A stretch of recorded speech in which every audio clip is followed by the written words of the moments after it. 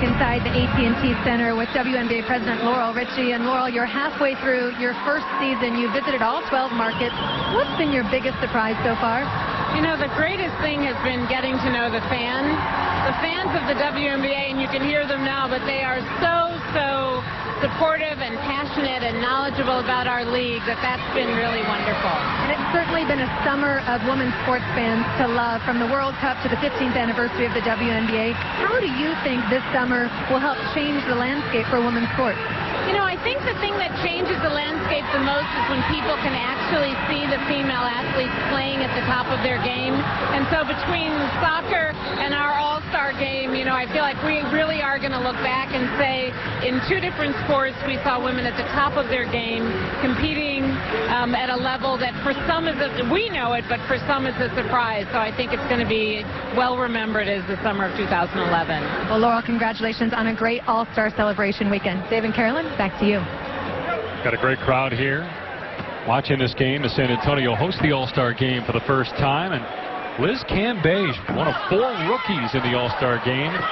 It's her first miss at the foul line. 12 points for the 19-year-old, certainly taking it all in. Having a great time. She's even cutting up after she misses a free throw. Her and Angel McCautry were doing a dance-off during the Laurel Richie interview.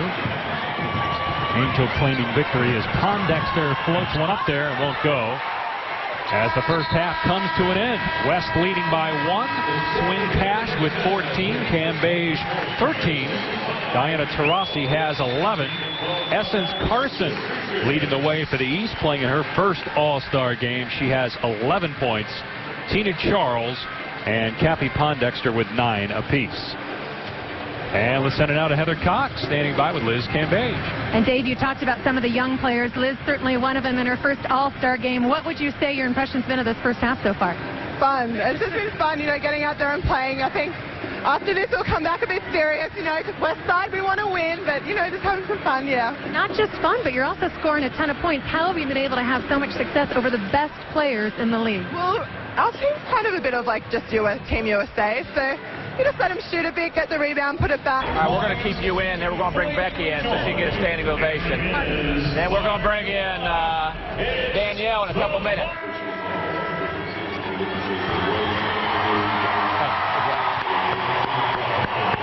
Got a good crowd here, Dan.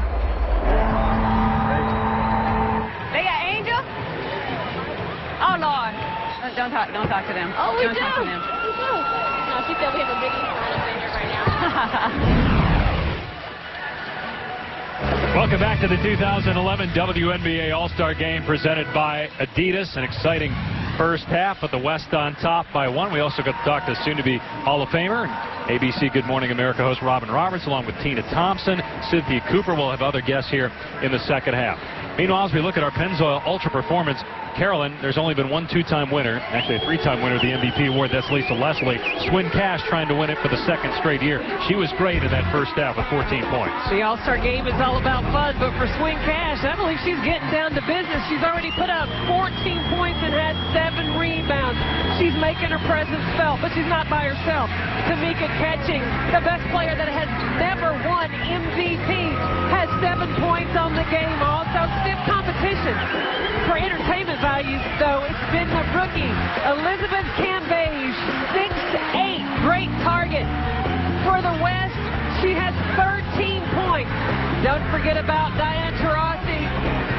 She is the peak performer reigning for the WNBA because she can score, and definitely from the three-point line. But the highlight for me in the first half came from Angel McCautry. How about this? The pass to herself off the backboard and then the put in. She liked it. I liked it too. Angel McCautry, that was nice. Our Pennzoil game track, Cash the leading scorer with 14 points. The West dominating the paint. East winning the battle on the perimeter.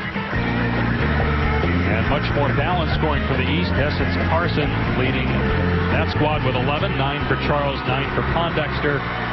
Cambage with 13. Taurasi 11 for the West.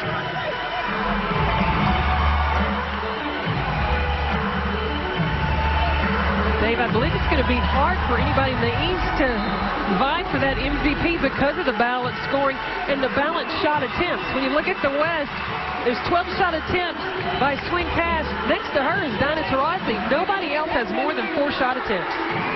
And usually you see a lot of balance in these games. The All-Star game record for points is 22, and that was set by Cash when she won the MVP award in 2009. She's understanding, too. You can pick up some extra points with offensive boards. She has 3 of those. Those putbacks count. Cash having a terrific season for Seattle. She is 10th in the league in scoring at 16 points per game. We have some different starters here in the second half. Epiphany Prince for the Chicago Sky taking the first shot. Prince with 3 first-half points. Here's Maya Moore. Did not score in that first half in 10 minutes of action. Adams misfiring on the 3.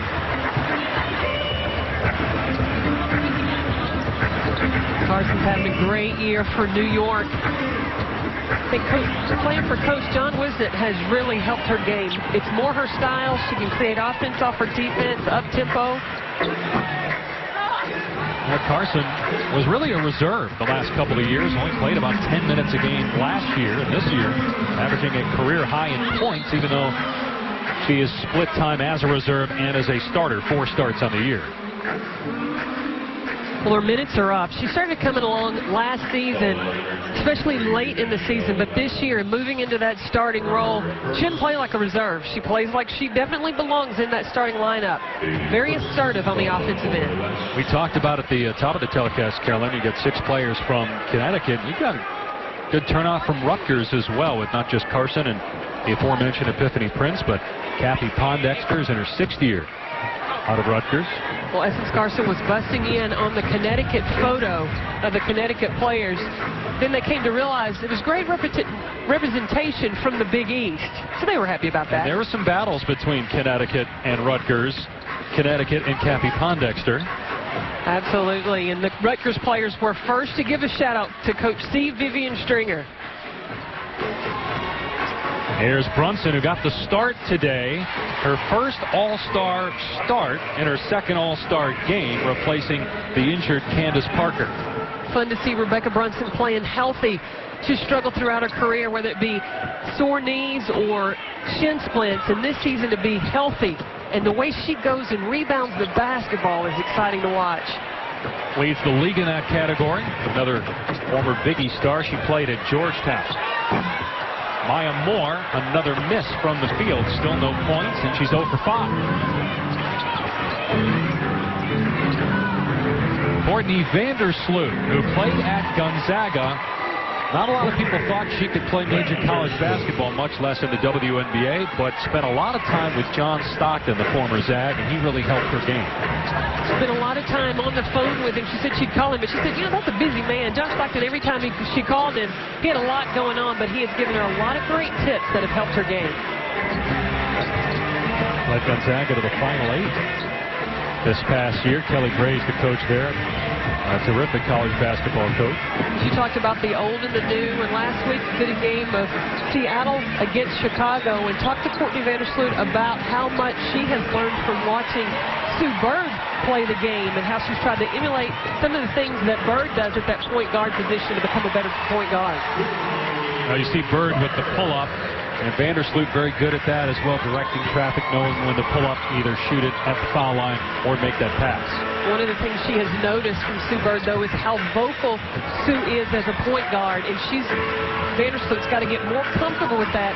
Being a rookie, that's tough, but through experience, and she's got Pokey Chapman as her head coach at Chicago, who is a great point guard, to let her learn through experience, because she's learning on the job for the Chicago Sky. You watch these 2 point guards. First, it's the rookie, Courtney Vandersloot, catch and shoot. That's what she's got to get more comfortable doing for the Sky. And, hey, Sue Bird, she's not shy. Playing for the Seattle Storm, a 7-time All-Star. When the opportunity presents itself to score, that's what she's going to do.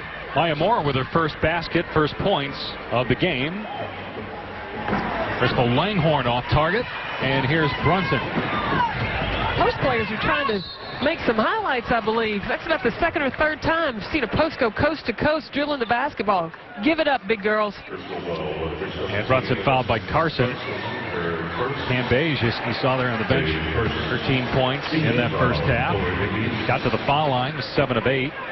She's competing with Swing Cash for some MVP consideration with 13 points in that first half. Was that a surprise watching her in the first half in terms of being able to compete with all these great stars? Not for me. She's 6'8".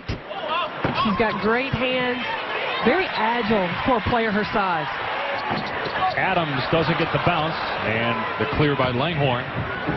Cam Beige was the second pick behind Maya Moore in the draft this past spring. Prince, one of the great scorers in the world, 7th in the WNBA, and was a terrific player in high school and at Rutgers as well. Good luck to Moore for her second straight hoop.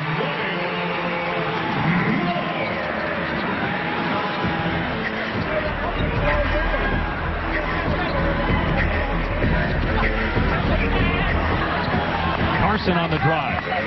Seems like the intensity levels picked up a little bit here in the second half, where at the beginning of the game, the pace was much slower. First half was for show. I think the second half is for dough. These teams, both teams, want to win. And there's bragging rights, the East versus West. They'll talk about it till this time before the next All-Star game. Sylvia Fowles, who's been quiet today with the bucket. A lot of people think she's the front runner for the MVP award, leading the league in scoring, 3rd in rebounds, and #1 in blocks. She's had a monster year, and being reunited with Coach Chapman, who coached her at LSU, she said that one of the things that she likes about the system now is that the ball is supposed to come inside to the post player, and that's her.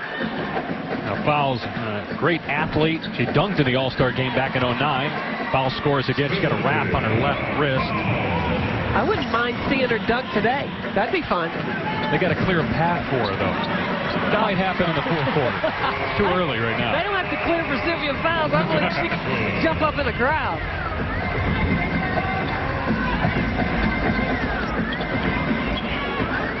Here's Prince with another perimeter jumper. Welcome to the Hamptons.